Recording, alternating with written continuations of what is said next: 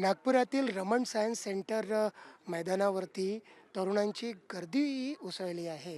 कारण इथे विंताज car exhibition लावण्यात आलेलं आहे आणि विंताज कारमध्ये ज्या जुन्या अगदी म्हणजे त्यांची चित्र बघितली आहेत फक्त अशा कार्सचं प्रदर्शन इथे लावण्यात आलेलं आहे. या प्रदर्शनमध्ये टाटाची ही EV कारसुद्धा आहे, जी लेटेस्ट मॉडेल आहे आणि अगदी त्याच्या थेट अपोझिटला त्याच्यात अगदी समोर ही कार आहे. ही मला आपल्याला दाखवायची आहे. ही कार जगातली पहिली ऑटोमोबाईल कार आहे आणि या कारला बेन्झ कंपनीनं बनवलं होतं. अर्थात बेन्झ कंपनीची ही जी कार आहे ती आत्ता कुठेही त्याचं मॉडेल नाही आहे किंवा एका म्युझियममध्ये आहे असं सांगितलं जातं.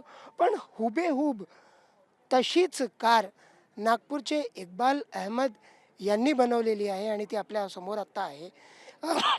कुठलंही ड्रॉइंग नव्हतं, कुठलंही ब्ल्यूप्रिंट नव्हतं आणि अशा वेळेला फक्त छायाचित्र बघून त्यांनी जगातली पहिली बेन्झ कार किंवा जगातलं पहिलं ऑटोमोबाईल रिक्रिएट केलं आहे. आपण त्यांच्याशी बोलूया.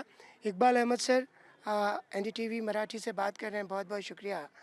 78 ईयर्स के हैं, मिनिएचर व्हीकल्स के मॉडल्स बनाने में दुनिया में आपको जाना जाता है. ये कैसे सूझा आपको कि ये जो दुनिया की पहली ऑटोमोबाइल है, ज़रा बताएं.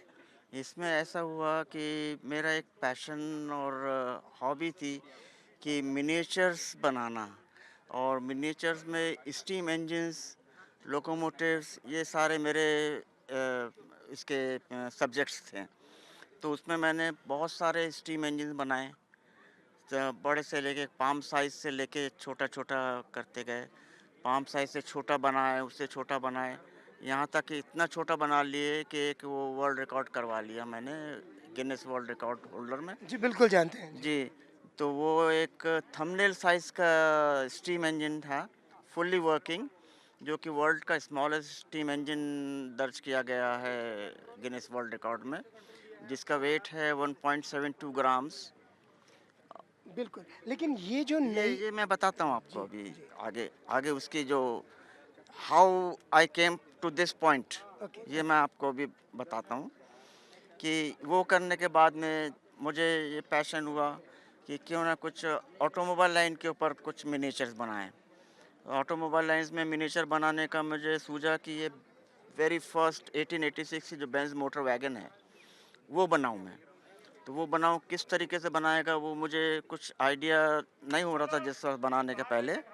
बाद में मैंने कुछ मर्सिडीज़ के डीलर्स है मेरे पहचान के बम्बई में, उनसे बात की तो उन्होंने कहा कि इसके फ़ोटोग्राफ्स आपको हम करवा देते हैं, आप प्लांट में जाइए और इसके फ़ोटोग्राफ्स ले लीजिए, अगर आप बना सकते हैं तो बनाइए। तो मैंने प्लांट गया, वहाँ इसकी फ़ोटोग्राफ्स लिए और फ़ोटोग्राफ्स पे जो फुल स्केल इनका जो एक मॉडल रखा हुआ था, उसको मैंने मिनिएचराइज़ कर दिया 1/4 स्केल के ऊपर, और फुल्ली फंक्शनल हमने उसको बनाए। और ये बनने के बाद में वो पूरे फीचर जो बड़े मॉडल में थे वो ये इसमें आ गए।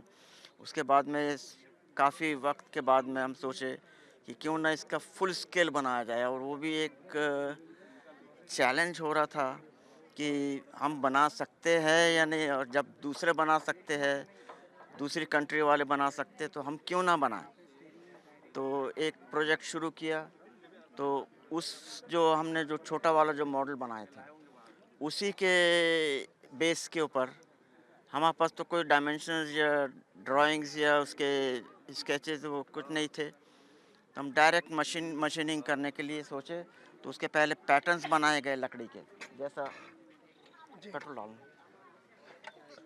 उसके पहले पैटर्न्स बनाए गए, जी. जैसा कि ये ब्लॉक का पैटर्न बना, लकड़ी का पैटर्न बना, फ्लाईव्हील का पैटर्न बना। सर इसमें ये क्या है, ऑयल है ये सर? ऑयल है, इसमें अच्छा. लुब्रिकेशन है, ड्रिप लुब्रिकेशन। अच्छा. तो एक एक बूंद आप इसमें ऑयल सप्लाई होता है। जी. ज़्यादा जी. पेट्रोल डाल दो उसमें। जी. जी. तो उसमें फिर ये एक एक बूंद सप्लाई होता है। ये पैटर्न बनाने के बाद में इसकी मशीनिंग की है खुद से, खुद के छोटे वर्कशॉप पे, एक ही मशीन के ऊपर, एक ही लेथ मशीन के ऊपर सारे पार्ट्स बने हैं। सारे पार्ट्स बने हैं और ये वुड वर्क, अपहोल्स्ट्री, ये सारी वन मैन क्रिएशंस हो गए और आज ये बन के तैयार चालू हो गई जो कि लेकिन डिस्प्ले। इतनी डिटेल में, इतनी विस्तृत आपने इसका सब रिक्रिएट किया है, जी। उसे पुनः उसको निर्माण किया है, तो ये कितनी तस्वीरें आपने देखी होंगी, क्योंकि छोटी-छोटी अटेंशन टू हाँ। डिटेल्स आपने यहाँ किया है, ये देखा जा सकता है। छोटी-छोटी जो पुर्जे हैं, छोटे-छोटे जो पार्ट्स हैं, उनको रिक्रिएट करना कितना आसान था, ये कितनी बड़ी चुनौती थी और कितना समय लग गया? बहुत बड़ी चुनौती थी ये कि भाई इस जो हर एक अलग-अलग एंगल से फ़ोटोग्राफ्स ली गई और उसके डिटेल जो थे वो हमने पूरे माइंड में रखा गया कि यहाँ पे ऐसी चीज़ आ रही थी, यहाँ पे ऐसी चीज़ लगना है, यहाँ पे इस तरीके से इसको मशीनिंग किया जाएगा, इसे इस तरीके से इसको फिर कितना फिनिशिंग। खर्च आया और कितना समय खर्च लगा? का तो कोई अंदाज़ नहीं था, बस करते गए हमारे सेविंग्स में से निकाल के, सेविंग्स में से करते गए और ये बन गया। यानी कितना समय लगा इसको? समय कम से कम 10 साल लगे मुझे और जो वुड वर्क था, जिस तरीके की लकड़ी वहाँ पे इस्तेमाल करी गई थी, उसी तरीके की लकड़ी यहाँ पर भी जी. तर 140 वर्षानंतर जगातली पहिली ऑटोमोबाईल कार बनवण्यात यश आलेलं आहे आणि आपण पाहू शकता आता तिला सुरू करण्यात आलेला आहे आणि अ, इक्बाल अहमद ज्यांनी ही गाडी पुन्हा म्हणजे ऐतिहासिक चित्रांपासून ही गाडी पुन्हा इथे बनवली आहे आणि ती इथे नागपुरात विंटाज कार रॅलीमध्ये, विंटाज कार एक्झिबिशनमध्ये त्यांनी ती मांडलेली आहे. आश्चर्याची गोष्ट आहे, माणसाची जिद्द एका माणसाची जिद्द, एका माणसाची हौस, आणि त्यांनी 10 वर्ष खर्च केलं आपल्या आयुष्याचे आणि एक जगातील पहिली ऑटोमोबाईल कार स्वतः पुन्हा त्याला पुनर्जीवित करण्याचं काम केलेलं आहे. इकबाल अहमद साहब, आखिरी में बताएंगे कैसा लग रहा है आपको, आपके सामने फिर दुनिया की सबसे पहली कार आपने बनाई और अब वो सांसें ले रही है, शुरू हो गई है, इसको ले जाया जा सकता है.